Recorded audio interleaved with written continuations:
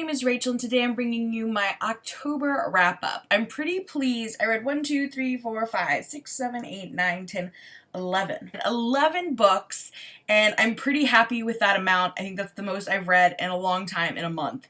And overall, it was a pretty average reading month for me, but I had a few that I really liked and would recommend to other people, so let's just jump in and get started. So first up, I read a middle grade book that I really enjoyed called The Terrible Two by Jory John and Mac Barnett, illustrated by Kevin Cornell, and this is about a boy who moves into a new school district, and he really wants to maintain or reestablish his kind of dominance in the prank sphere. He wants to be the prankster of the school, but on his very first day there, somebody has already created like the master prank. They have kind of parked the principal's car right in between the two pillars leading up to the school so that everybody has to pretty much parade through the car to get into the school. And I just think this was very, very, very humorous. I really enjoyed the interaction between the two boys. I think there were a lot of twists and turns, and there are illustrations in the book that make it a lot of fun. There's a lot of like running jokes, like for instance this page is like a booklet that the principal has made about facts about cows. There's like a running joke with cows in it. I just think this was really, really enjoyable.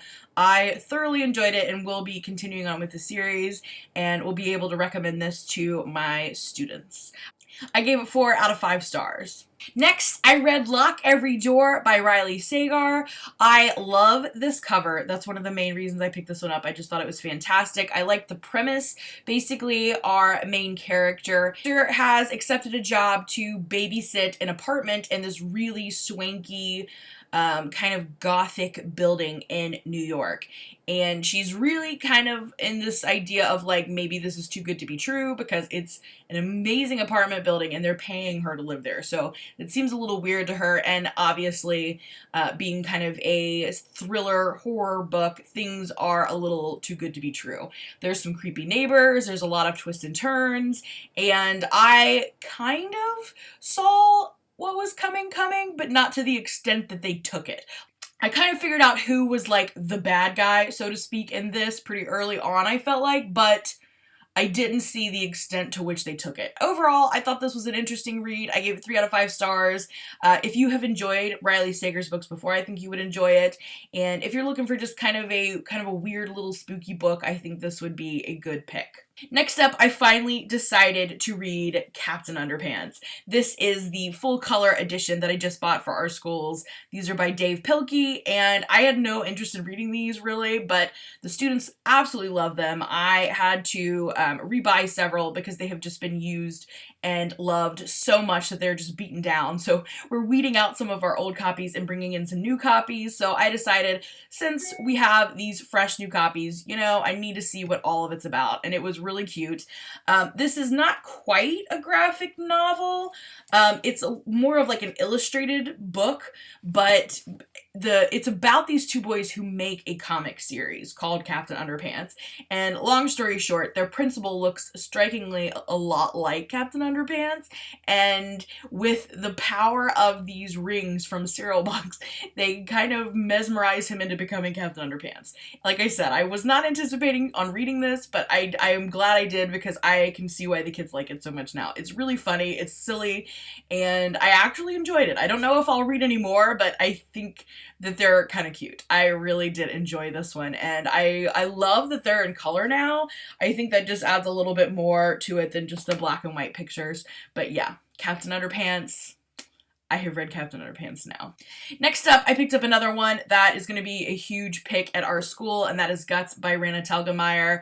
This is another graphic memoir from her and relates to her own experiences with anxiety and like stomach issues related to that anxiety when she was younger.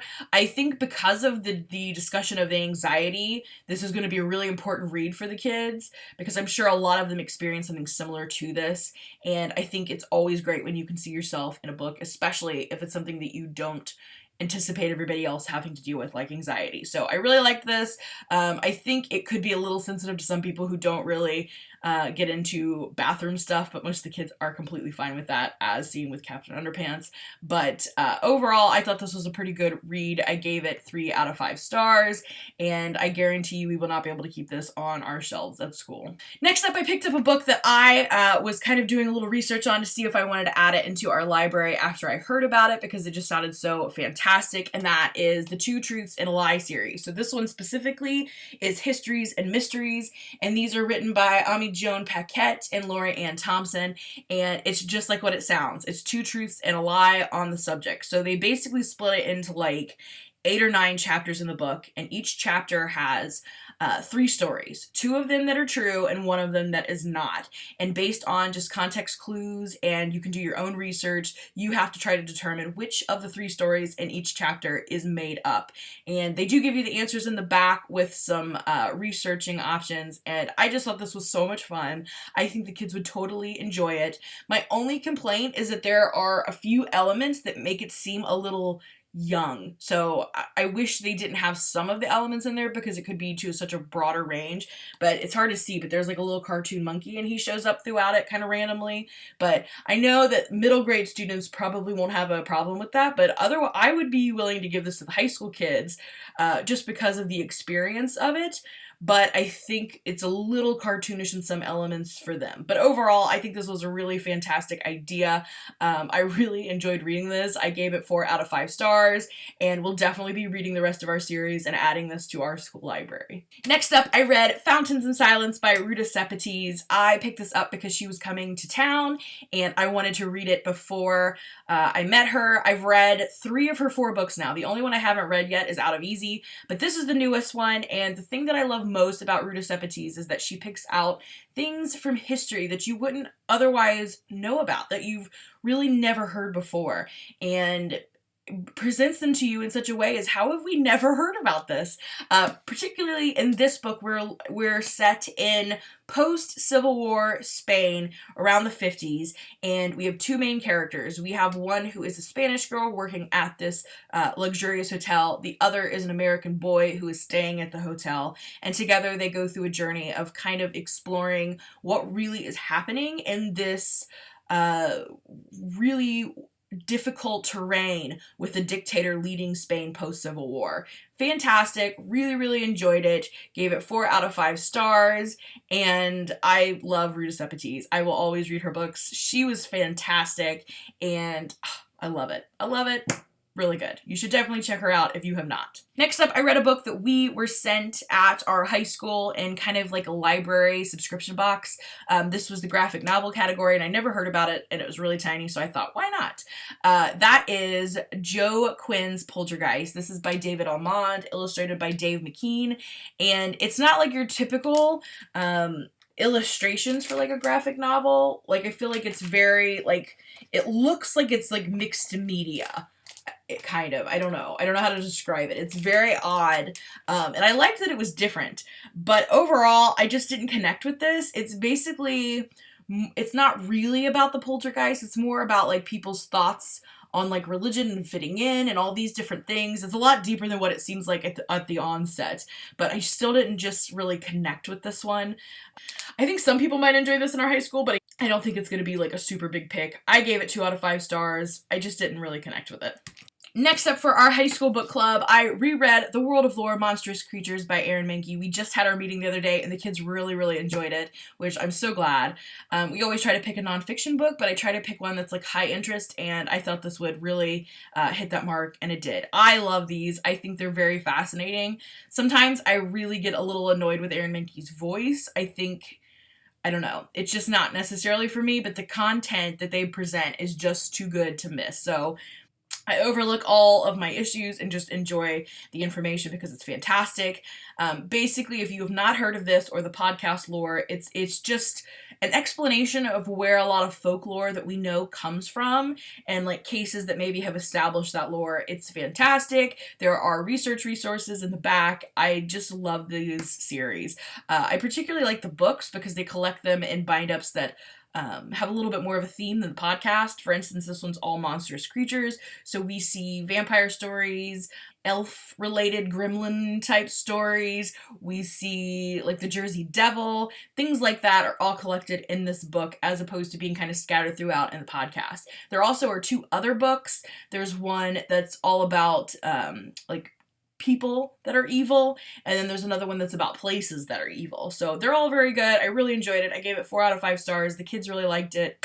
Win-win. Next up, I picked up his Hideous Heart. This is 13 of Edgar Allan Poe's most unsettling tales reimagined, including the original stories. This is edited by Dahlia Adler, and it's basically just what it says it is. They take 13 stories, they have contemporary YA authors, 13 of them, reimagine the stories in different settings. Some of them are more historically set, some of them are more present day set. This kind of runs the gambit. And then the original tales are also included. So I really enjoyed being able to read the original tale and then the reimagined tale.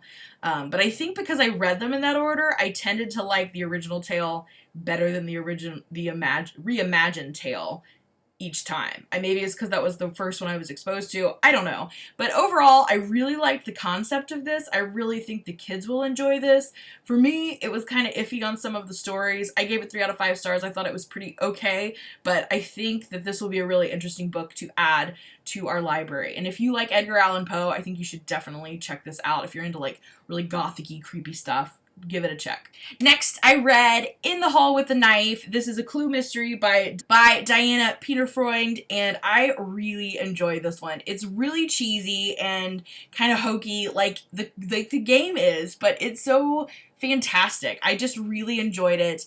I found it really hard to put down. As soon as I heard there was going to be a clue mystery YA retelling, I jumped on it and I was not disappointed. I cannot wait to read more in the series, and we're definitely going to be getting this one in our high school, so I'm excited to bring that to the kids and chat with them about it. But I loved it. It's exactly what you think it would be. There are all these students with names that are related somehow to the colors, and there is Headmaster Body, who's in charge of the students, and there is Mrs. White, who takes care of one of the households. And a storm has come and forced all of the students into one of the boarding houses on campus, and of course Mr. Body sadly meets his end. And they have to figure out who is doing it, if it's like a looter that's coming from the outside or if it's one of them.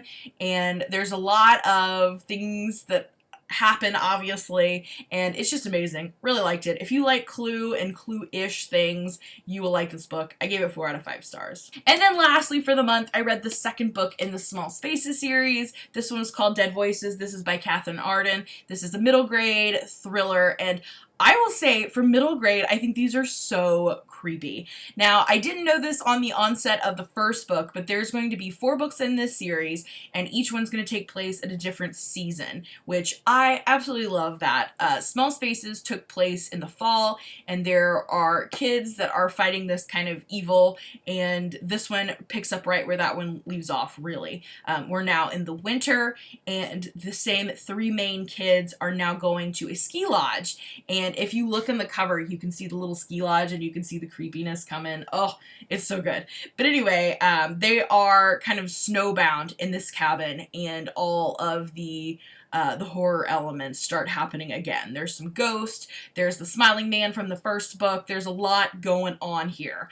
And I really enjoy these. I am, like I said, I'm so surprised at how scary they are for middle grade, but they're really good. I really enjoy them. I think you could read this as a standalone, but I would recommend reading Small Spaces first because it's really good.